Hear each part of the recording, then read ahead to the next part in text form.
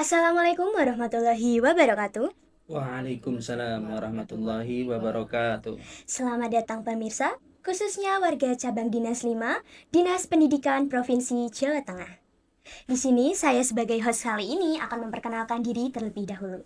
Saya Laurentina Dinda Permatasari bersama dengan narasumber pertama kita yaitu Ibu Zunita Hidayah Safitri SPD dan juga Bapak Abdul Aziz Muslim SPDI. Nah, hari ini kita akan mengobrol santai dengan Bapak Ibu guru yang ada di depan saya. Pertama-tama di sini saya ingin bertanya kepada Ibu Zunita. Kira-kira momen transformasi terbaik selama Ibu Zunita hidup itu apa? Transformasi itu kan bisa didefinisikan sebagai hijrah juga ya. Kalau menurut apa ya, eh, kehidupan saya, transformasi yang saya lakukan itu pertama, ini bisa rutin dalam apa namanya, mengerjakan sholat duha, sholat tahajud, puasa Senin Kemis. Nah, itu saya mulai ketika eh apa namanya, mulai dari bangku SMA. Masya Allah. Nah, jadi apa ya, banyak sekali manfaat yang saya peroleh. Salah satunya terbiasa melaksanakan hal-hal yang sunnah itu juga akan menjadi apa ya, hati itu menjadi tenang. Tuh, terus intinya bermanfaat lah bagi kehidupan sehari-hari itu. Terus yang kedua itu adalah eh, bagaimana kita kan sebagai perempuan ya, Lauren ya, ya Iya. saya perempuan, kamu juga perempuan. Nah itu bisa meninggalkan yang apa ya, intinya tidak memakai lagi yang namanya celana pensil dan sebagainya. Nah Iya. itu saya mulai dari di semester 3 ketika kuliah. Masya Nah, Allah. tuh. Kemudian kalau misalnya banyak sekali kan anak sekarang itu misalnya bahkan saya dulu juga ketika SMA ya, kalau pakai jilbab yang apa namanya, yang segi empat itu ya, Oh biasanya ya. di atas gitu ya, itulah itu bisa saya ubah. Kenapa? Karena kan kita sebagai wanita itu kan disuruh untuk eh, ininya melebarkan jilbabnya. Nah itu Iya. juga saya mulai ketika masuk di kuliah ya, itu sekitar tahun 2014 tuh. Oke, Masya Allah. Terima kasih ya Ibu Zunita. Ya. Oke. Selanjutnya, Bapak Aziz ini kan termasuk ke dalam salah satu guru PAI ya Pak. Nah, Ya, menurut Pak Aziz sendiri, apakah di dalam Islam itu ada transformasi terbaik? ya. Sebelumnya saya ikut komentar tentang tadi apa namanya transformasi diri kita. Benar Jadi sekali. tadi Bu Zunita itu kan transformasinya itu apa namanya dari mulanya yang eh, pakainya yang belum syar'i Iya. pada yang lebih syar'i lagi. Wah ini enak ini suaminya. Gitu. Nggak ngajarin dari awal gitu. Betul berarti ya Kak. Iya. Jadi termasuk suaminya ini termasuk apa namanya beruntung gitu. Beruntung, iya. Nah, kalau saya sendiri transformasi saya itu dalam kehidupan saya, ya saya dari kecil sudah diajari agama ya. Bapak saya guru agama, ibu saya juga. Dari kecil saya sudah dari MI, ikut TPA dan lain-lain. Eh, yang transformasi dalam hidup saya yang terbaik ketika saya eh, dipondokkan gitu. Jadi kegiatan keagamaan lebih banyak, di situ saya lebih banyak mengerti tentang agama. Terus nggak hanya agama, di pondok itu sosial juga. Jadi di pondok itu saya lebih banyak eh, nggak hanya agamanya, karena sosialnya itu sangat-sangat digodok di sana. Karena berbeda-beda. Ada yang dari Jawa, ada yang dari Sumatera, ada orang Ngapak, ya, macam-macam orangnya. Jadi di situ saya belajar banyak dalam kehidupan saya, perubahan saya dari saya itu orang yang dulunya pendiam, jadi lebih eh, paham apa itu sosial. Nah, kemudian tadi yang pertanyaan dari Mbak Loren ya, Iya. eh, transformasi, momentum transformasi terbaik dalam Islam itu adalah salah satunya yang terbaik adalah peristiwa hijrahnya Nabi Muhammad dari Mekah ke Madinah. Di mana ketika Nabi Muhammad itu dakwah di Mekah itu banyak sekali yang menentang. Kemudian beliau mendapatkan perintah untuk hijrah dan beliau hijrah ke Madinah, dan di Madinah dia disambut dengan bahagia. Ya, itu transformasi terbaik dalam Islam. Jadi transformasi atau perubahan itu bisa tadi dikatakan Bu Zunita sebagai hijrah, ya, bisa dimaknai dengan hijrah. Nah, hijrah secara fisik itu tadi hijrahnya Nabi Muhammad dari Mekah ke Madinah. Tapi untuk saat ini hijrah itu bisa dimaknai dengan perubahan keseluruhan. Tidak hanya perpindahan tempat, tapi baik itu secara spiritual, intelektual, sosial, dan lain-lainnya dengan tujuan apa? Mendekatkan diri kepada Allah. Nah, apalagi di momen kita ini sekarang, momen bulan Ramadan. Nah, momen yang paling baik untuk kita lebih banyak untuk berubah, di mana pahala ditingkatkan, ya.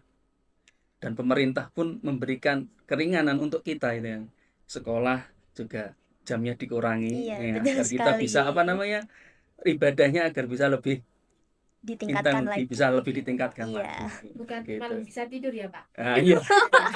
Wah, itu sepertinya sering ya Bu dilakukan oleh anak-anak. Ya. Ya, sudah ya. Hmm. Nah, di sini Pak, saya ingin bertanya nih. Kan sekarang itu memang sedang marak-maraknya hijrah. Nah, di sini saya ingin nanya, kira-kira cara membedakan sebuah hijrah yang memang dari dalam hati dan dengan hijrah yang seperti cuma ikut-ikutan tren saja itu bagaimana Pak? Kira-kira tanggapannya juga seperti apa? Saya dulu apa Busin dulu? Aziz dulu mungkin Ah, boleh. ya. Kalau menurut saya, yang namanya hati itu yang tahu hanya Allah, ya. Jadi kita tidak bisa membaca hatinya manusia. Yang bisa tahu hatinya manusia itu ya Allah.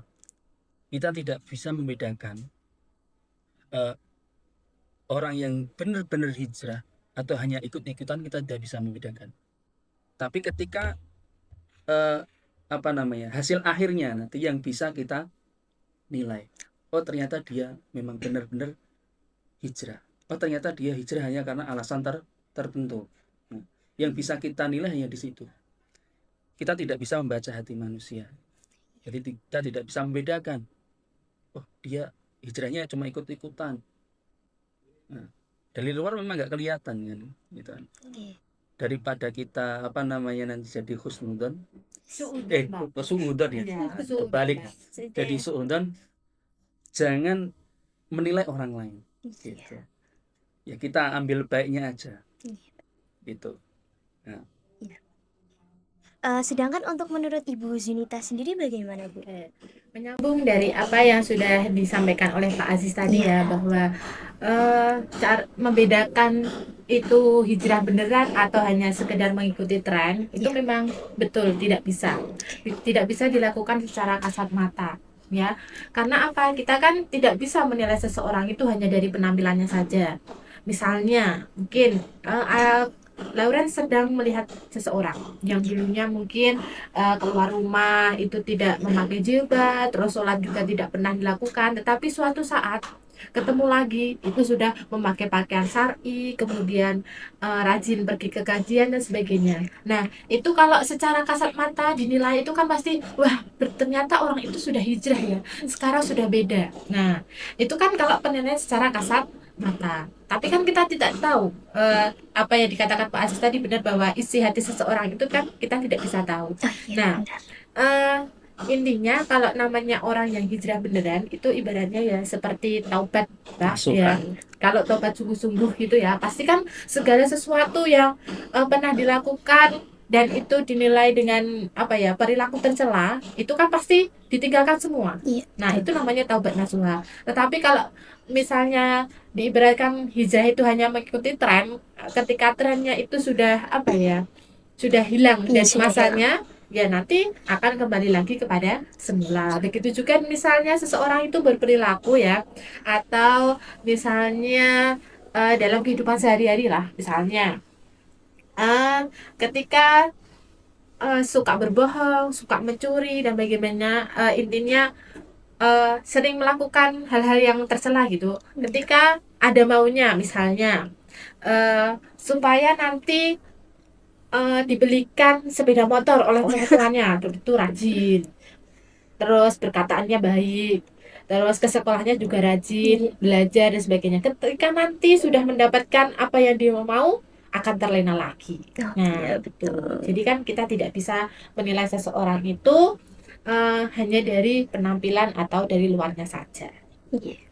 Iya, Bos. Sebelumnya kan saya juga ingin bertanya lagi nih.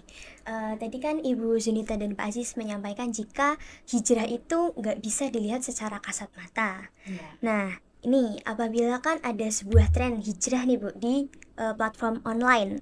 Nah, kira-kira ketika orang yang memang entah ya kita belum mengetahui niatnya itu ingin hijrah asli ataupun hanya mengikuti tren dan itu memposting tentang oh saya sudah hijrah, oh ataupun saya kayak membuat vlog a day in my life atau gimana tentang aktivitasnya dia selama itu tidak mengandung unsur negatif, apakah boleh atau itu cuma diniatkan untuk pansos saja menurut Ibu dan Bapak bagaimana? Pak Aziz dulu, Iya. silakan. Kalau saya Iya. selama itu baik silahkan gitu. Jadi asalkan itu baik silahkan. Karena eh, apa namanya, walau in apa undur makola wala tangdur mangkola. Lihatlah apa yang dilakukan, jangan lihat siapa yang melakukan. Kan gitu.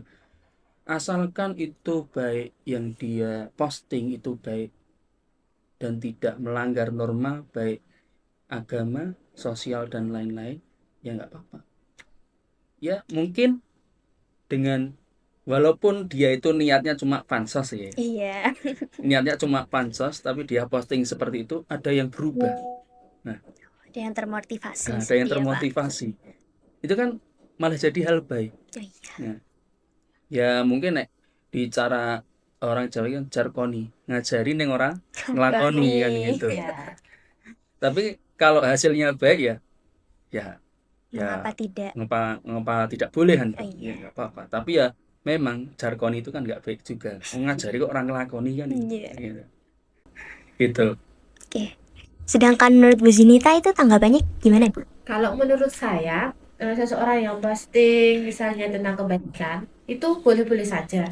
Kan tidak semua postingan itu apa ya, intinya hanya untuk diri sendiri ya, Iya. tetapi kan bisa juga untuk orang lain. Lain. Mungkin untuk diri sendiri itu belum bisa melakukannya dengan maksimal, tapi malah nanti orang lain itu bisa melaksanakan hal tersebut itu dengan maksimal. Nah, Iya. jadi apa yang intinya apa ya namanya ya, seseorang itu misalnya buat status atau buat daily activity-nya tentang hijrah Iya. seseorang. Nah, itu menurut saya baik.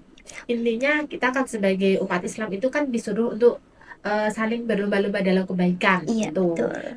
Jadi apapun yang diposting temennya, entah itu saudara atau tetangga ataupun orang lain di media sosial itu apa ya, kalau mengandung kebaikan dan manfaat itu kalau kita mau melakukannya atau menirunya itu boleh-boleh saja. Oh. Baik, terima kasih tanggapannya ya Bapak dan Ibu. Nah, selanjutnya, sekarang kan marak sekali yang namanya AI Bu, AI dan juga mungkin platform-platform digital yang dimana itu biasanya tempat untuk men-sharing-sharing seperti video dakwah ataupun yang lain. Nah, kira-kira apakah bisa transformasi digital hijrah itu melalui media online seperti itu? Apakah sah? Kalau hanya sebatas untuk pengetahuan, Iya. ya itu diperbolehkan. Tapi dalam belajar agama itu dianjurkan langsung kepada seorang guru tatap muka. Ya. Kalau ada yang mengatakan kalau kita belajar agama tanpa guru, maka yang mengajari adalah setan. Karena nggak ada yang mengarahkan. Nanti kalau nggak ada yang mengarahkan, yang diikuti apa? Hawa nafsu. Hawa nafsu itu yang menyetir siapa?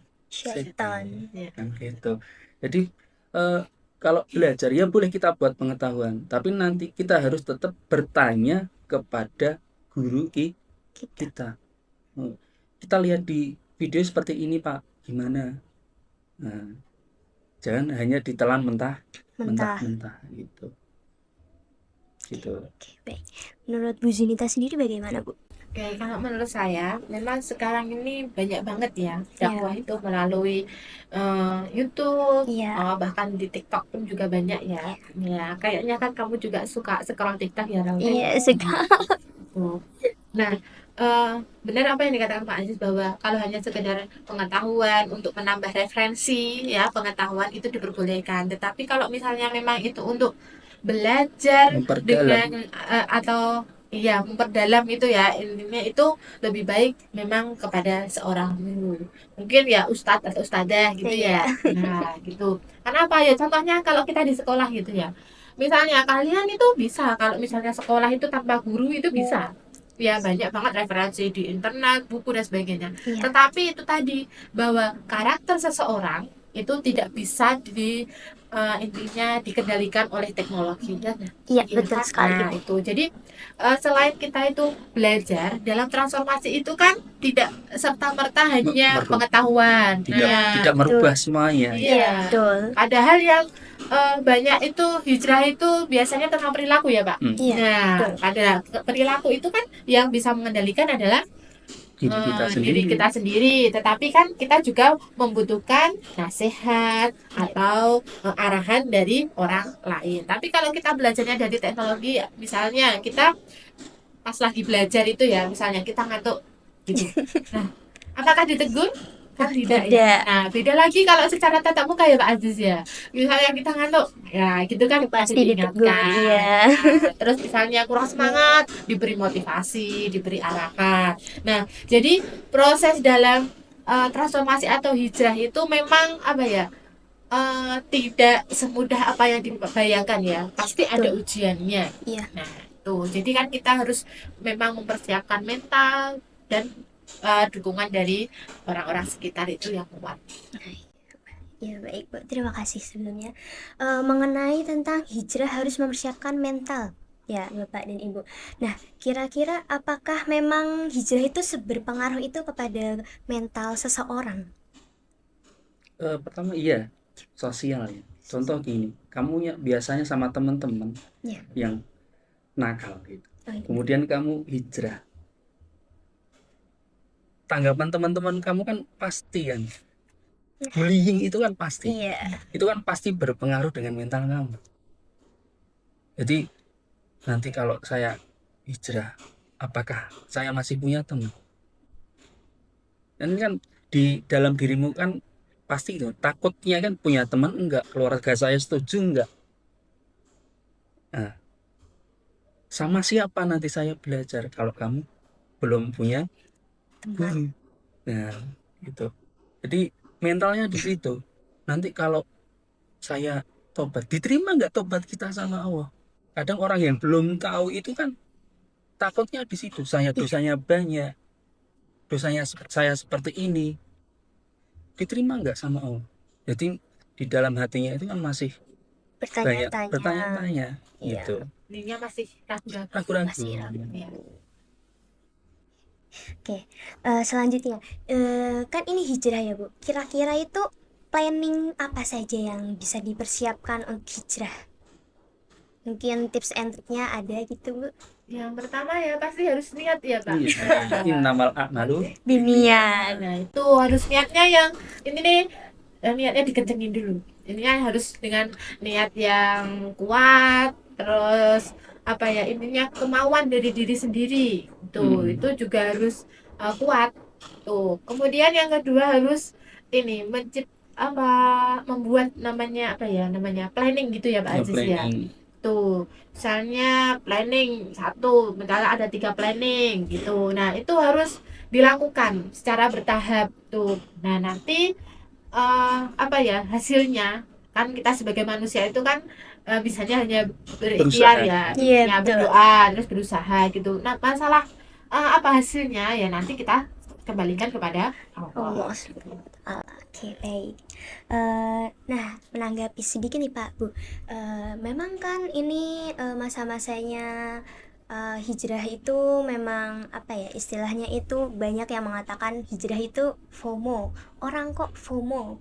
Nah, itu Bu. Kira-kira tanggapannya gimana? Apa kan itu hijrahnya kan bisa dilihat belum istiqomah, tapi kan memang dari awal Bapak Ibu guru sudah menyampaikan lagi kalau hijrah itu yang mengetahui hanya Allah Subhanahu wa taala. Diri kita dan Allah Subhanahu karena hati itu yang tahu cuma kita sama Allah. Allah.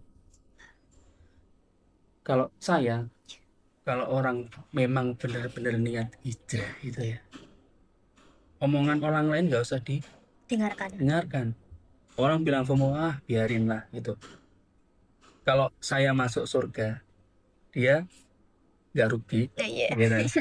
Kalau saya masuk neraka, dia juga nggak akan nolongin kan gitu kan. Betul. Kalau saya itu pokoknya kalau kita mau berubah jadi lebih baik, ya nggak usah dengerin omongan orang lain.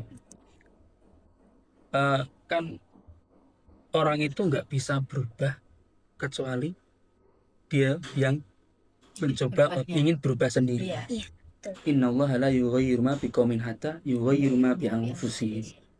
Itu. Jadi intinya di situ. Pokoknya dimantapkan hatinya. Tadi apa? Eh, kalau kita mau berubah itu ya jangan istilahnya Setengah-setengah ya, jangan Kak. setengah-setengah. Ya. Tapi ya jangan terlalu muluk-muluk dulu. Ya. Misalnya kita apa namanya? Dulunya nggak pernah sholat gitu. Terus pokoknya ibadah nggak pernah. Kita lakukan yang wajib dulu. Yang penting sholat wajibnya. Nah, kita udah rutin sholat wajib, kita lakukan yang sunnah. Nah, jadi apa namanya bertahap, tapi berkesinambungan atau istiqomah. Oh, iya. Jadi jangan langsung yang berat-berat kamu lakukan, nanti apa namanya kamu terasa ternyata berat. Nah, Sering hijrah ya, Pak. sering sekali. Apalagi kan memang mungkin ada teman-teman yang bilang, wah masih umur segini kamu kok sudah menutup aurat kayak gitu, ataupun kayak menanggapi dulu kamu kan nggak berhijab, lebih cantik loh kalau nggak berhijab. Kan banyak tanggapan-tanggapan seperti itu kan Pak Bu sekarang itu. Ya, nah itu kan salah satunya. Jadi kan tadi udah dijaga bahwa mental dan niatnya itu memang harus kuat. Kuat. godaannya banyak. Ya.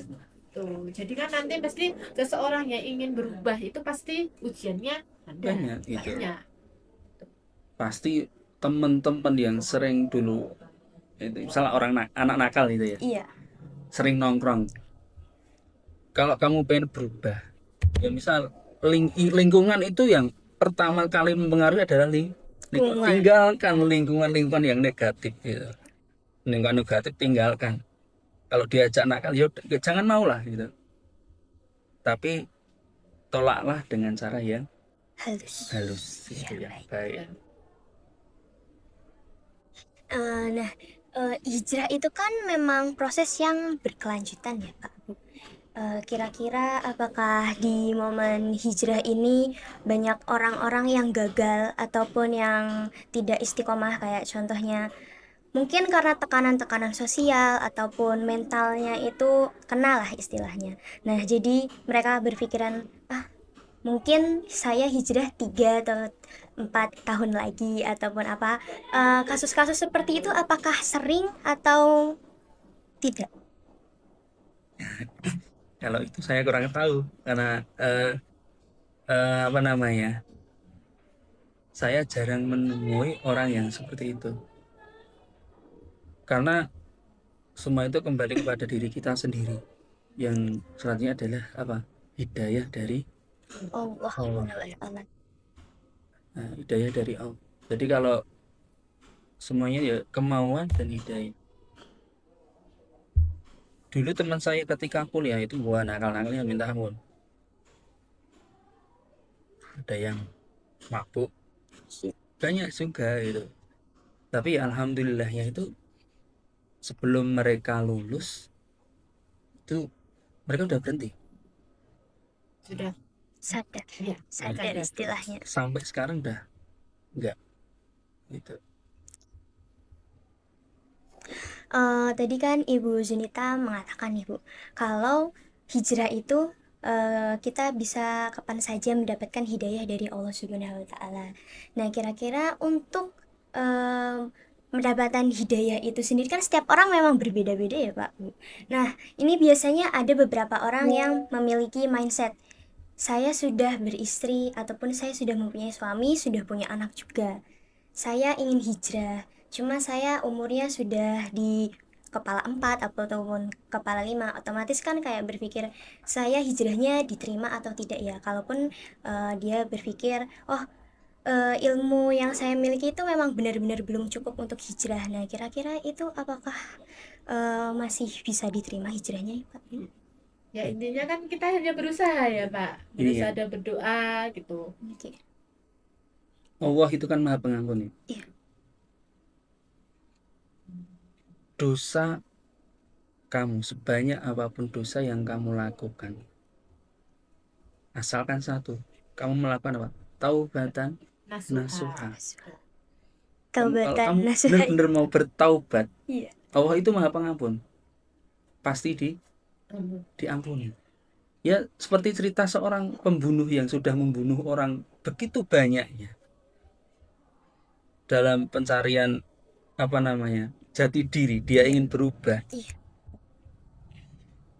Akhirnya dia mati di tengah pencariannya itu untuk menjadi orang yang lebih baik. Oke. Tapi akhirnya dosanya diampuni Puni. karena dalam hatinya dia sudah punya Niat. keinginan untuk berubah, Ya sudah ada rasa menyesal. penyesalan Iya. itu. Jadi intinya itu Allah Maha Pengampun, menerima seluruh kekurangan dosa kita asalkan kita memang memiliki niat ya. Niat-niat yang Niat. betul-betul untuk berubah gitu. Intinya taubat nasuha ya, bukan taubat yang kalau anak-anak zaman sekarang bilangnya taubat lombok, gak seperti itu. Tapi taubat dengan sungguh-sungguh, benar menyesali apa yang sudah dilakukan itu dan tidak dan berjanji tidak akan mengulanginya lagi. Ini Bu, sebuah hijrah itu pastinya kan akan menimbulkan seperti dampak-dampak sosial bagi lingkungan. Nah, ketika kita berada di lingkungan keluarga dan keluarga kita itu belum terlalu mendukung tentang hijrah kita itu, kira-kira apa ya langkah-langkah yang seharusnya kita lakukan? Apakah kita memang harus tetap istiqomah? Kalau hijrah kan memang harus tetap istiqomah ya Pak Bu. Iya. Tetapi jika tekanan dari keluarga itu sendiri malah membuat seseorang itu merasa saya tidak didukung, mentalnya down sekali. Belum lagi ada seperti kecaman-kecaman yang lain mungkin dari tetangga ataupun dari apa. Kan kita juga kurang tahu ya. Ketika mental kita itu kena, pertama-tama itu yang harus dilakukan apa ya? Itu tadi, pertama ya kita Berserah ingatnya diri. sama Allah. Intinya kita di Allah semuanya.